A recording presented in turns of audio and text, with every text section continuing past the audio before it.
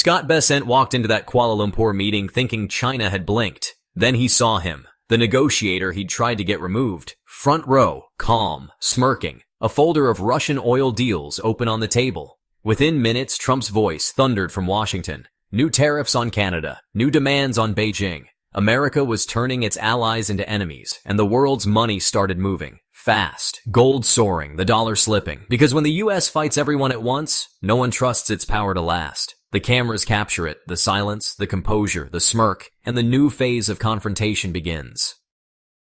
Within hours, the United States delegation demands that China curb its Russian crude imports, a move Washington claims could squeeze the Kremlin harder than any sanction. Yet Beijing's state oil giants merely pause their seaborne purchases for legal review. Pipeline deliveries from Russia's Far East continue, nearly 1 million barrels a day, shielded by long-term contracts. It's less capitulation than calibration. Moscow answers with its usual steadiness. Energy is offered, not begged to be bought. Russia's oil exporters promise price stability and reliability, knowing China's refineries depend on that blend for both feedstock and leverage. The world's most pragmatic energy alliance, discounted, direct, and nearby, remains intact beneath the diplomatic surface. The markets read the subtext before the press does. Refining margins in Asia widen. Freight insurers add premiums. Brent prices swing on whispers of new sanctions, and commodity desks in Singapore light up. The message behind the volatility is simpler. China can stall, but it won't surrender. Bessent moves to his next point, tariffs. Washington proposes a return to a structured imbalance, 30% duties on Chinese imports, 10% on United States exports. China calls the offer theatrical. The United States delegation insists it's leverage. Beijing calls it regression. For Trump, the model revives his first-term playbook, make consumption a weapon, turn the American shopper into an enforcer. Trump repeats it publicly with typical flair. They're paying 55%. No more free rides, he says to reporters. His tone half boast, half warning. Yet inside the administration, the number is less symbol and more burden. Tariffs now underwrite Washington's fiscal story, a short-term inflow against a long-term spiral. Behind the speeches lies a hard arithmetic. United States customs revenues have surged to record highs, yet the federal deficit still hovers near $2 trillion. Treasury tables show modest improvement from the prior year, but debt servicing costs have wiped out nearly every gain. Every month's progress is swallowed by interest. Even the tariff windfall barely dents the trajectory. Bessent frames it differently. He says enforcement and growth will push the deficit to GDP ratio lower. But the IMF's fiscal outlook calls that hope fragile. Without structural reform, the United States debt load will keep rising toward levels once seen only in post-crisis Europe. Washington's spending addiction has become a structural feature, not a temporary fix. This is the backdrop for Trump's trade theater. Tariffs as domestic politics disguised as foreign policy. Each demand to Beijing doubles as a talking point for voters who see deficits as weakness and sanctions as strength. But Beijing's negotiators see the same math Trump does, and they recognize his dilemma. He cannot lift tariffs without admitting defeat, yet he cannot raise them further without hurting United States consumers. China's counteroffer is straightforward. Remove semiconductor export controls, then we'll discuss energy and agriculture. The response lands like a door closing. America wants leverage. China wants technology. Neither side can yield without breaking its strategic position. At the center of the standoff lies energy. Russian oil remains China's cheapest insurance policy. It's piped directly through the ISPO line, blended perfectly for the refineries that dot China's northeast coast. Even with seaborne purchases paused, that pipeline hums at full capacity. For Beijing, it's not just about price, it's about control. The crude flows across land borders, safe from maritime interference. The insurance is domestic, the vessels Chinese, the payments in yuan. Russia, in turn, treats China as its energy firewall. Every new sanction reroutes another barrel eastward. The discount deepens, about $12 under Brent, and Beijing pockets the spread. The geopolitical tension has created an arbitrage opportunity too profitable to abandon.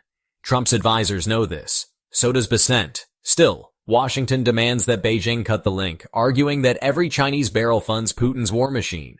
Beijing responds that the United States buys liquefied natural gas from Russia's partners through intermediaries. The hypocrisy doesn't need to be spoken aloud. It hovers over the table. The first compression arrives here, as fiscal arithmetic collides with energy reality. Washington needs China's cooperation to validate its sanctions regime. China needs Russia's crude to protect its industrial margins. Both sides pretend they have alternatives. Neither does.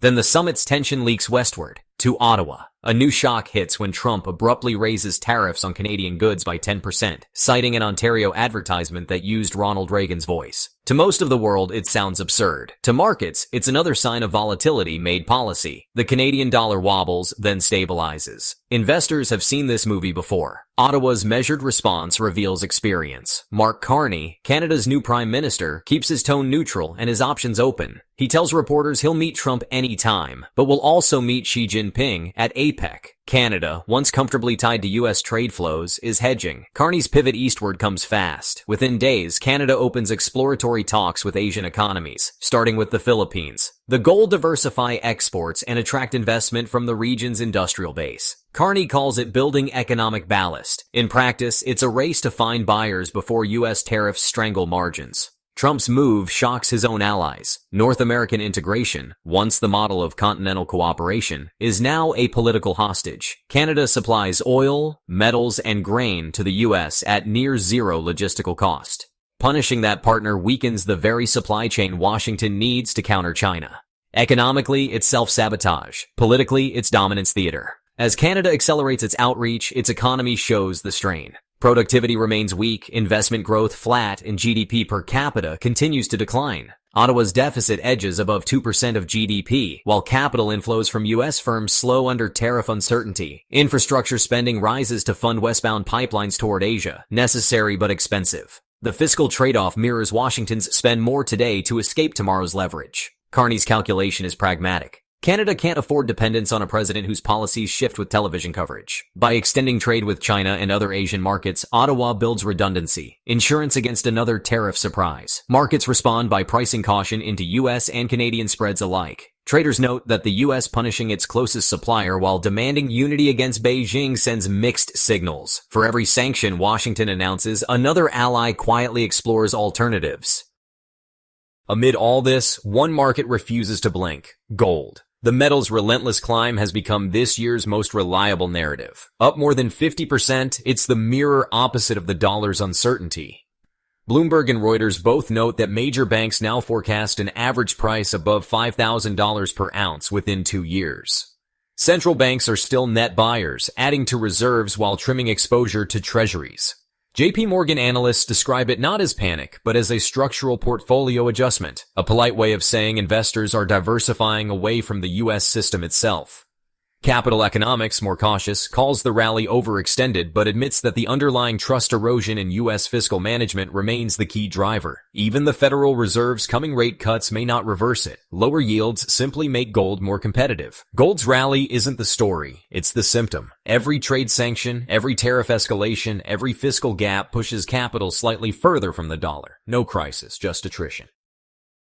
Back in Washington, officials insist the deficit is, well, manageable. But Treasury data show tariff revenues are already offset by higher interest costs. Each round of trade conflict that boosts revenue also raises inflation, forcing higher borrowing costs. The cycle just feeds itself. Tariffs inflate prices, the Fed tightens, debt service grows, and the deficit widens. The supposed cure is the disease. The IMF's projections map the trajectory clearly. Absent sweeping reform, U.S. debt will keep expanding faster than GDP. By the end of the decade, the ratio will rival Italy's at its crisis peak. That comparison once sounded unthinkable for the United States. Now it's arithmetic. In the corridors of Wall Street, the interpretation is less dramatic but equally pointed. Traders call it the hedge normalization, a polite term for global investors buying gold not as rebellion, but as precaution. The dollar remains the reserve king, but it no longer commands blind faith. By the final day of talks in Malaysia, little has changed on paper. China's state companies continue their temporary pause in seaborne Russian crude, while pipeline flows run at full capacity. Washington keeps tariffs in place and demands proof of compliance on fentanyl, rare earth exports, and farm purchases. Canada quietly schedules its next Asian meeting. Yet the structure beneath the headlines has shifted. The United States has positioned tariffs as diplomacy, allies as instruments, and deficits as leverage. China has re-anchored its energy security around Russia and its technology ambitions around domestic innovation. Canada is building escape routes. Each actor calls it strategy. Markets call it divergence. As news wires close, energy equities edge higher on refining margins. Gold settles near record highs. The Canadian dollar holds firm. Traders describe the scene with weary efficiency. Volatility is policy now. Bessent returns to Washington claiming constructive engagement, the phrase diplomats use when nothing was won but nothing collapsed. His press conference hits familiar notes. Growth is strong, the deficit ratio is improving, and America is reasserting leadership. The numbers underneath say otherwise. Beijing offers its own version. It emphasizes continuity and frames the pause in Russian crude as compliance, not concession. Moscow echoes that point, promising stability. Canada speaks of diversification and resilience. Each statement carefully avoids the word that ties them together. Realignment. In financial markets, that realignment is already visible. Treasury yields stay elevated despite slowing growth, a sign investors want compensation for fiscal risk. Gold keeps its premium, and across Asia, refineries keep buying Russian crude through intermediaries, less openly, more efficiently, but steadily.